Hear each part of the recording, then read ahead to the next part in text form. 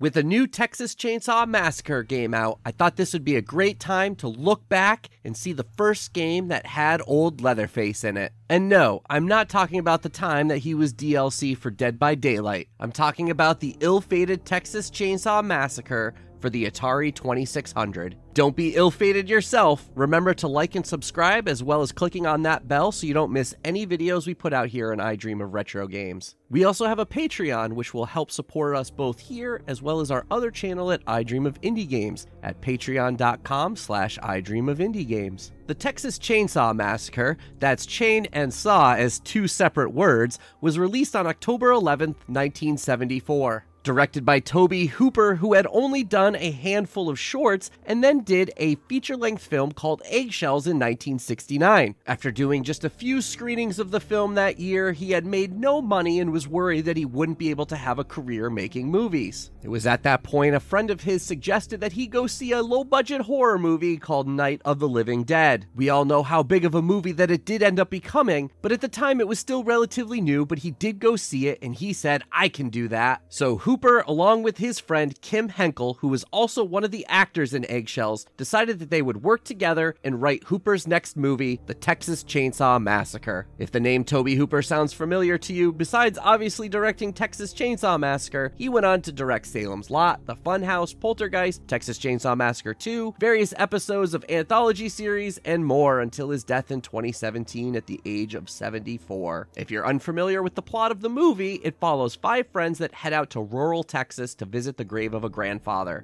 After having a run-in with a crazy hitchhiker along the way, they eventually stumble upon what appears to be a deserted home, only to discover something sinister within, something armed with a chainsaw. Thank you, IMDb, for that. Being such a low-budget movie, it was filled with a bunch of unknown actors that would go on to only have mild success based on the fact that they were in this movie. One notable exception is the uncredited narrator, who is John Larroquette, who went on to become famous doing sitcoms like Night Court, and according to him, his payment was in a marijuana joint. Marketed as based on a true story, while it did take some elements of the Ed Gein story for the Leatherface character, it's mostly fictional. Tobe Hooper fully admits to the fact that he used this as both a marketing ploy as well as a bit of political commentary for the times. Produced for less than $140,000, which would only roughly be $868,000 today with inflation, which is an unheard of amount to make a feature-length movie, it went on to earn $30 million at the box office, which again, adjusted for inflation, is $186 million. Not a bad profit margin if you ask me. This all despite the fact that, believe it or not, it was intended to be a PG movie, and they kept the gore to a minimum, but still got an R rating. Now fast forward to the 80s, and we now have a home video market. A company called Wizard Video puts the movie out on VHS,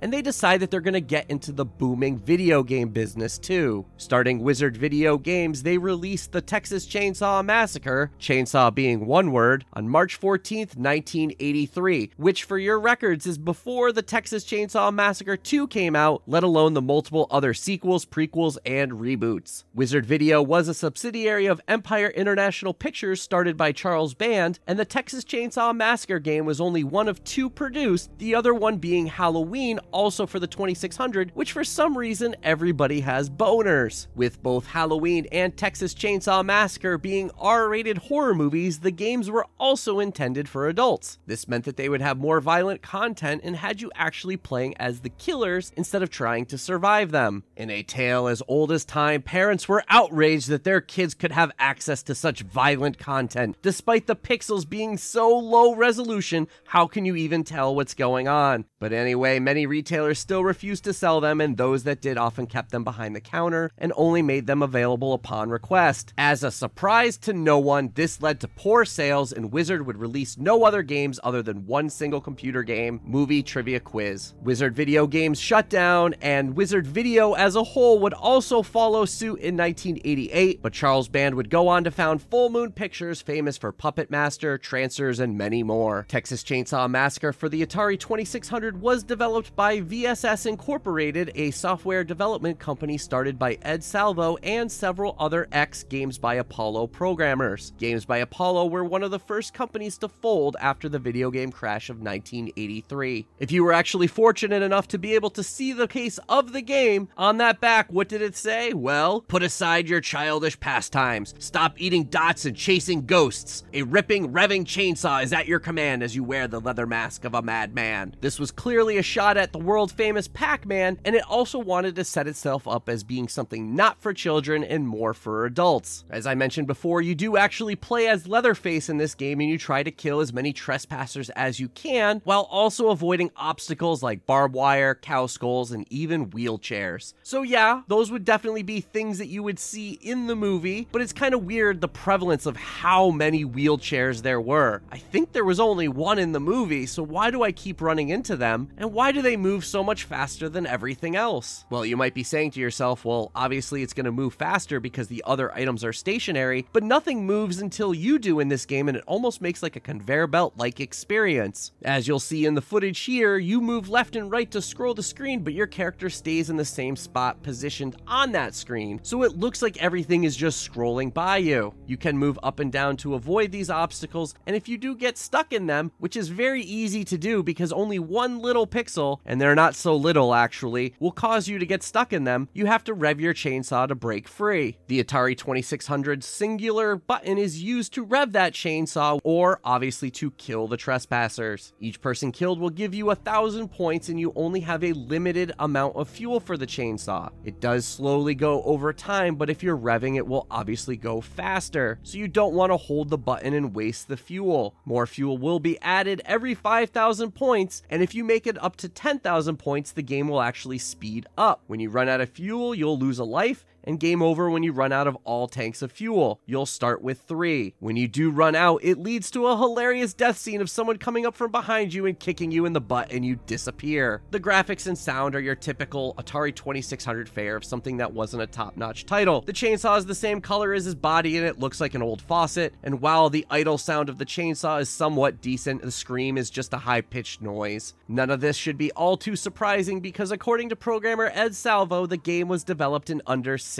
weeks. I think it's also worth noting that there is a prototype version of the game that exists that is completely different from the version that ended up coming out. This alternate version was not programmed by Ed Salvo or even VSS. It's not known if Wizard asked for 2 versions to be pitched or if the released version was made after the negative playtesting of this prototype. This version was programmed by Robert H. O'Neill, who also did Polaris for Tiger Vision. In this alternate version, it now all takes place on one singular screen where you navigate around a bunch of colorful blocks chasing down the person you're trying to kill. A major difference is the fact that this person now has a gun and they can shoot back at you. Note that the cover of the released version still has the man with the gun on it, even though he's not in the version that you're playing. The goal is still to try to kill as many people as you can within a certain amount of time, and you do this though by trapping them by making more colored blocks appear by pressing the button. If you get close enough to them, the chainsaw will automatically kill them. There's no need to press the button to do so. You can place up to 2 blocks at a time, so if you place a third one, the first one will disappear, and so on from that point forward. If you kill the man, you get a point, but if he shoots you, then he gets a point. There's a timer at the bottom of the screen, and when the time is up, the side with the most points wins. That's right, this is Texas Chainsaw Massacre, the sport. Realizing that there was a competitive aspect to this gameplay design, there is a 2-player mode where the second player plays as the man with the gun. With only 1 cartridge of this prototype known to exist, it's in the hands of a collector, but thankfully he was nice enough to share it with us online so that we can also enjoy the mediocrity of it all. With that said, the actual released version is also extremely rare due to the previously mentioned poor sales. It's going to cost a lot of money to get a pretty bad game, and it's really only for hardcore fans or somebody looking for a morbid curiosity. So thanks again for watching, and hopefully you learned something from doing so. Who out there has also played this game? Do you actually own it? And what are your thoughts? Let us know in the comments below. After doing the usual like and subscribe, you can also check us out at Patreon at patreon.com/idreamofindiegames. If you go there, there's all kinds of perks like access to our Discord, some exclusive streams, all kinds of other fun things, early access to videos on here as well as on the I Dream of Indie Games channel. Check it out, and thanks for watching.